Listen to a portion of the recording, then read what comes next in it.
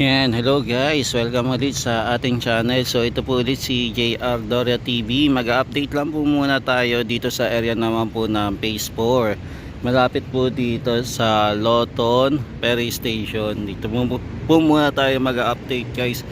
Yan, samahan niyo po ulit ako. Today ay March 12, 2026. Panibagong update na naman po tayo sa Pasig River Esplanade. Alamin lang natin kung ano yung mga pagbabago dito, kung ano po yung ginagawa.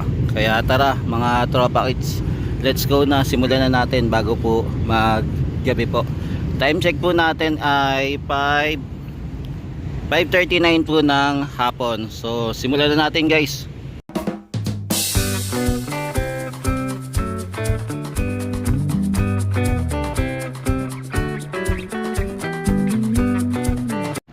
Yan, so nandito po tayo sa area po muna ng Phase 4, malapit po dito sa Loton Ferry Station, kung saan po sinisimulan na po yung paghuhukay dito sa area. Mukhang may aayusin na po sila. Mukhang ang aayusin po nila etong ating mga food stall na. Ayan, sinisimulan na po nilang ayusin para i-connected po yung mga wirings o para po sa kuryente na magsisilbing ilaw po sa ating mga food stall po. Kung mapapansin nyo po yung food stall natin ay same pa rin naman yung kulay. So hindi pa rin naman po nabago. Kung ano po yung kulay nya, yung pa rin po. Kaya silipin natin. Yan, tapos dito may makikita na din tayong tubo. Tapos ito yung mga graba. Iniipon-ipon po nila yung graba. Yan, laharin natin. Yan, nakapag-hukay-hukay na po sila ng graba dito. Yan, dito lang po ito sa may yung dating area po ng yung mga informal settler po, yung mga squatter area na nagkaroon na din po ng food stall dito sa area. Ayan, matatanaw din po natin yung Piate. So nagsisimula na po silang gumawa dito. Yan, sa ito na po yung nahukay nila. Yan, sinimulan na po nilang hukayin dito sa area. Malalim-lalim na din po yung nahukay nila mga tropa kids.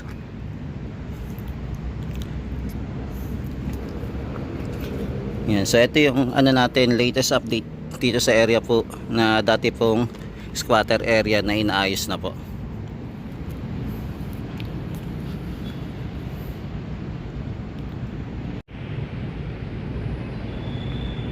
Yan, marami din po yung food stall dito mga tropa. Malalaki po yung food stall na ito. Yan, bilangin na lang natin kung ilan. 1, 2, 3, 4, 5, 6, 7, 8, 9, ulit 1, 2, 3, 4, 5, 6, 7, 8, 10 pala, 10 pala guys. Yan, 10 food stall meron dito. 2, 4, 5. 10 nga. Yan, sigurado na 10. Yan, nakapagsimula na sila mag-okay dito mga tropa.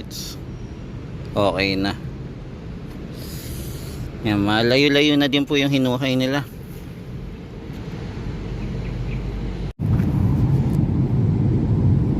Yan, meron na din po tayong mga mangga dito na hinog na po yung ating mga bangga.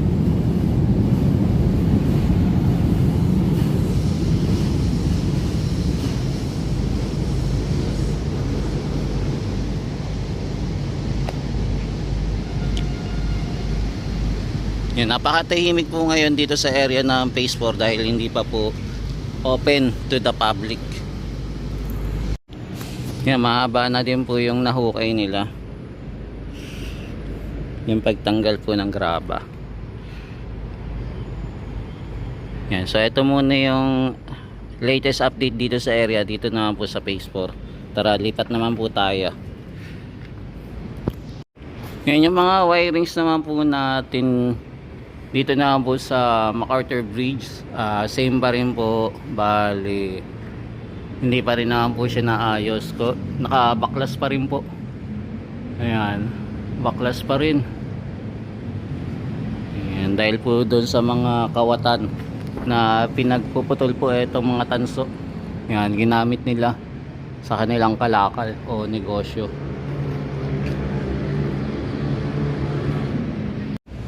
Yan, so same pa rin yung pangyayari dito. Wala pa rin naman po mo guys na pagbabago. Putol-putol pa rin po yung ating mga wiring. Ang gagaling nila, no? Para isa-isa yung dukutin tong mga wire na to at paghihilahin.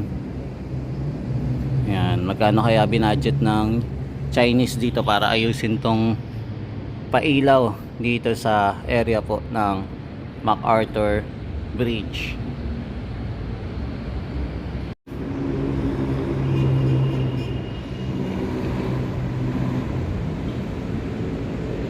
Yan, nandito naman po tayo sa area naman po ng mga kiosk. Malapit naman po sa Manila Central Post Office. Ito yung mga kiosk natin, nakahilera pa rin naman po.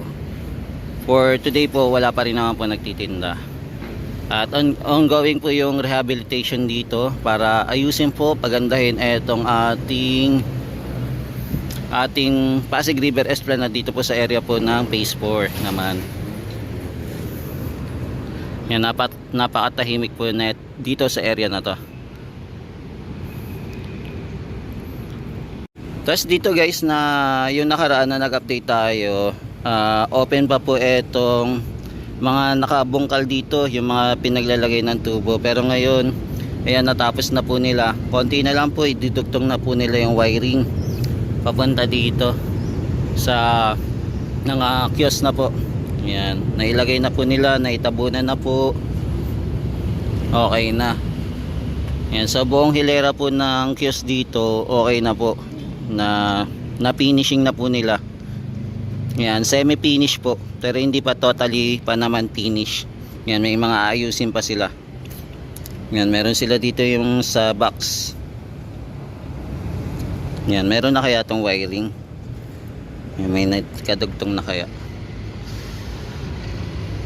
Yan, so ito po yung ganap dito sa area po ng Phase 4 naman, malapit naman po sa area po ng Manila Central Post Office. Yan, so ito naman po yung ating paligid.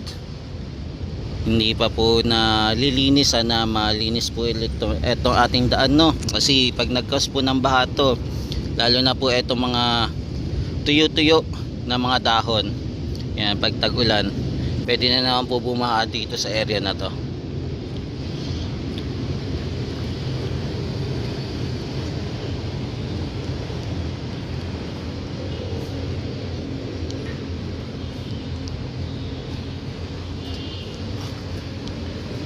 Yan, so ito muna yung update natin dito naman po sa area malapit po sa Manila Central Post Office, yung ating Pasig River Esplanade pa rin, Phase 4 po.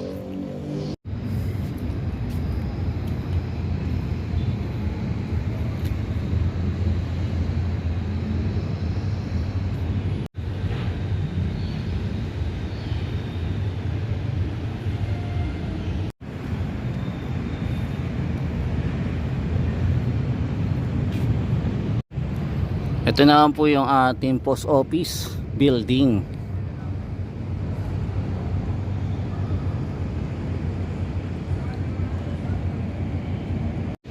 Yan, nandito po makikita din natin yung mga pipe na nakaabang na rin po para gamitin. Ito po yung mga gamit na kailangan para ayusin po yung mga kiosk po dito sa area po ng Phase 4. Yan, nandito na po tayo sa area naman po ng post office building, kung saan mapapansin po natin yung pre-construction dito sa area. Kung saan makikita po natin na naglalagay na po sila ng metal fencing, etong mga bakod-bakod po. Nakita din po natin na meron na din po dito na container para sa magiging office po nila. Yan, mukhang sisimulan na nila yung construction dito. Eto, may mga binaon na po sila ng mga scaffolding. Yan, so dito muna yung una nilang binabakod. Yan, silipin din natin kung meron pang ibang binabakuran maliban po dito. Yan, daming project po, no? Tuloy-tuloy po yung project dito sa Metro Manila. Yan, para pagandahin po yung Hindi lang dito sa Maynila, syempre maging EDSA po, tapos yung mga project na infrastructure. Ayan, na sana matapos po before bumaba po ang ating Pangulong si PBBM.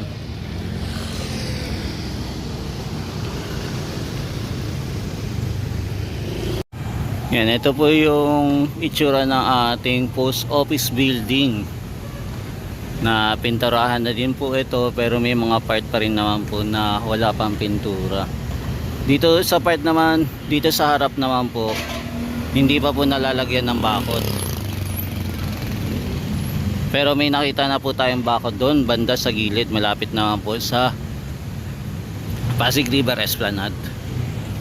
Ito naman po yung ating Liwasang Bonifacio. Sana itong Liwasang Bonifacio po masama din po sa renovation para mapaganda po itong park na to, no? Ayan, kung mapapansin nyo po, marami po mga informal settler na nakatira po dito. Dito po sila naglalagay. Kaya sana po maayos din po to at mapaganda itong lugar na to.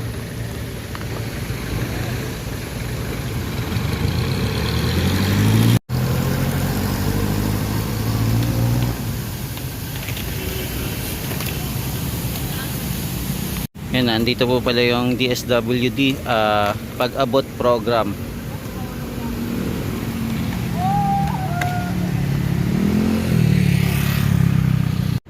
Yan, so nandito naman tayo guys sa may area naman po ng Plaza Mexico, kung saan matanaw po natin etong magandang building na inaayos po ang Intendensya. Ayan, kung mapapansin nyo po, yung Intendensya ay konti na lang at malapit na rin po matapos mga tropa. Makikita natin, matanaw natin pag nandito tayo sa Binondo Intramuros Bridge. Meron na po etong bubong. Tapos ayan, mapapansin din po tayo, naglagay na din po sila ng tarpaulin. Ayan, para nakalagay po ASEAN Philippines 2026 po. Ayan, lapitan natin. Ayan, bali pinaghahandaan na din po nila yung nalalapit na ASEAN 2026. Ayan, Navigating Future Together. Diba? Tapos ito po yung inaayos naman po na yan, Intendensya, na malapit na rin po matapos. Mukhang hindi na double time na siguro to. Hoping umabot po siya sa ayan, sa nalalapit na ASEAN para siguro mabuksan. Pero abangan natin kung aabot po. Ayan, so ito po yung ganap ngayon, ngayong hapong ito.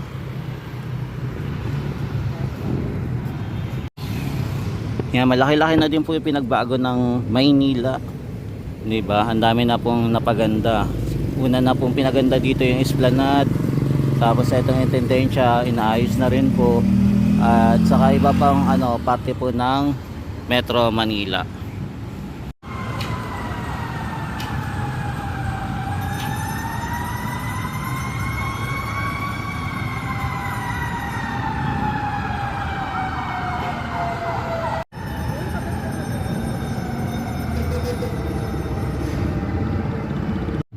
Yan, dito naman tayo guys sa area naman po ng Fort Santiago Riverwalk, na may makikita pa rin tayo dito sa area naman po na development.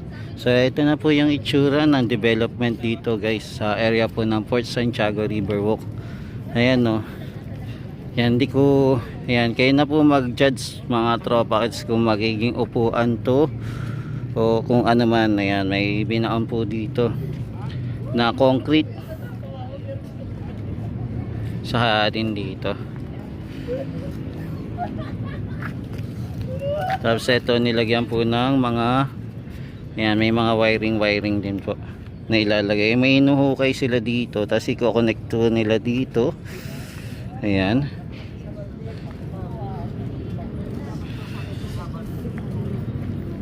Tapos nandito pa rin po naman yung solar. Mukhang ginagamit po yung solar kasi pwedeng hindi po ito nakadirekta mismo sa extension ng kuryente or direct yung power niya. Kaya siguro gumagamit sila ng etong solar panel. Yan, di ba? Tatlo po yung solar panel na ginagamit nila. Yan, so may nilagay po ulit sila panibago dito. Ayan. Yan, maging dito din po may nilagay din.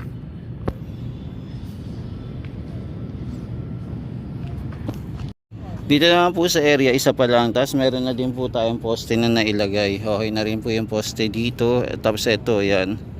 Meron na rin. Tapos dito, kulang pa ng isa. Ayan, naayos po. Medyo malalim din yung pagkakahukay nila. Tapos itong poste, okay na din. Ayan, kompleto na din po yung poste na nailagay. Yan, bali yung project dito hanggang dulo po ng ating wall. Yan, hindi ko pa ma-illustrate kung ano, para saan po itong ginagawa nila. Kaya pagka natapos po ito, yan, doon po natin malalaman kung ano pa talaga yung ginagawa nila at para saan. Yan, basta meron tayong rehabilitation na ginagawa dito sa area. May inaayos po. Yan, sa ngayon dito pa lang po sila nakakapaglagay ng mga concrete na to at saka yung may bakal. Yung mga poste po nakapaglagay na din po sila. Ito, nalagay na po nila. Tapos panibagong hukay po ulit. Ayan, ito mga poste, okay na, kompleto na sila, no. Ayan, yung panibagong hinuhukay na lang nila yung aalamin natin kung para saan po yun. Ayan, so maraming development din po ang ginagawa dito sa area po ng Port Santiago River Walk na pinapaganda po nila.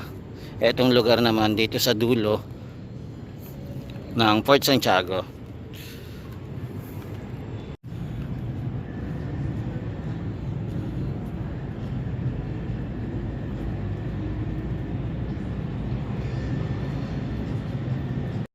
Yan, sa mga tropa kids, ito po muna yung latest update natin sa mga kaganapan, sa mga project na ginagawa po dito sa Pasig River Esplanade, maging sa post office building na din po, sinama na rin po natin.